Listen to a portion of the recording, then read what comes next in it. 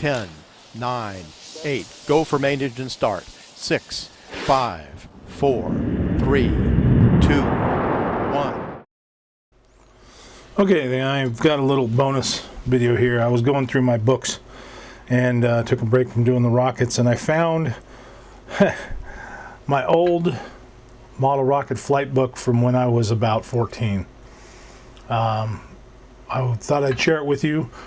This book is about 40 years old now and still in good shape. So basically what I did when I was young is I logged everything I could about my rocket fleet and tried to make as much information as I could, because this just seemed to be really important to me at the time.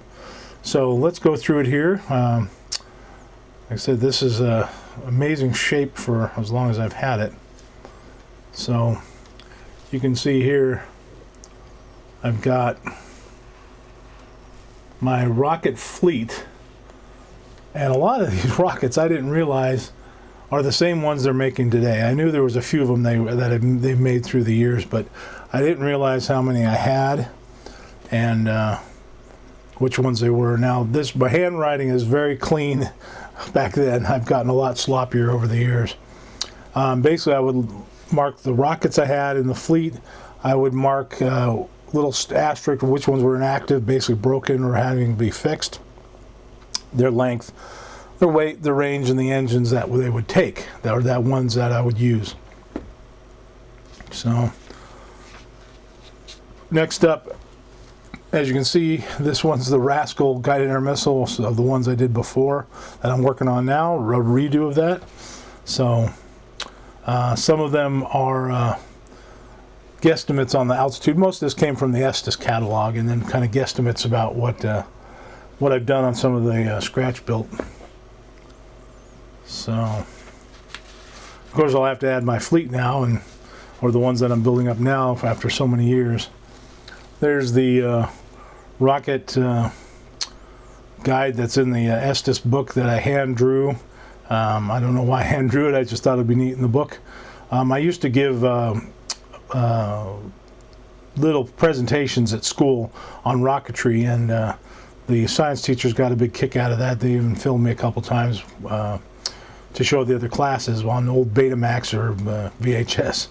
Anyways, talks about the engines and their launch site dimensions, again, which was in the catalog. There's the National Association of Rocketry. I try to use my artwork using a ruler and trying to get everything straight. Trying to be an artist. Like I said, I don't even recognize the handwriting. It doesn't even look like mine. There's the parts of a rocket, all hand drawn and colored. And then on each launch, what I would do is I would actually do a log of what rocket it was, the engine, how many pieces of wadding for whatever reason, time of the launch and landing, date of the launch, April 26, 1981 on a Sunday. That's old. So for a little 39 years ago. And then I would do a description of what happened to the actual flight.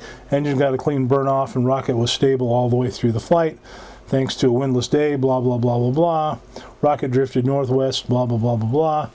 And then I would tell if it was a good launch or not. And then I would draw a map of my house that I was launching from and where it actually landed on the different streets and stuff, and even a direction, and a little drawing of the rocket. There's the Icarus, which had a payload, clear payload section. I never think I put anything in the payload, to be honest. Nike X, they actually have that out this year. That one drifted a little ways. Wasn't really good at aiming the launch pad on some of these. Phoenix. This one was the big Phoenix. I really wish they'd do that again. That was one of the most impressive, neatest rockets I've seen in a long time. And one of the fins broke off on that one on landing. Here's where what I called North Field, which was a field, empty field north of my house. And again, all the specs and all that kind of stuff and how it flew and guesstimated the height. There's the Rascal.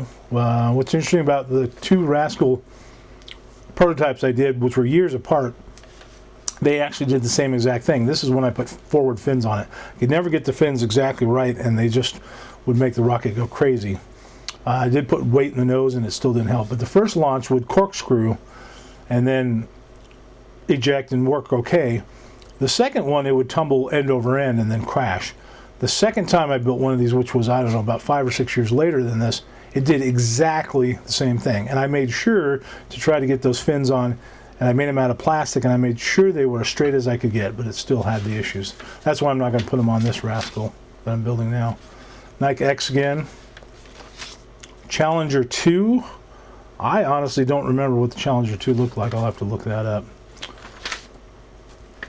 Anyways, and then I would get into, let's see here, some scribbling here and there. But then I got into, here's my update, 1982. And the rockets launches that I had that weren't actually notated as in much detail. Another update, 1983. Update on my non-launchable rockets, which was about all of them.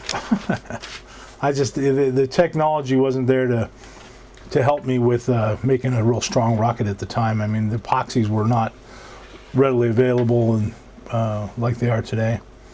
Here's one that's an update, 1985. Good to feel good.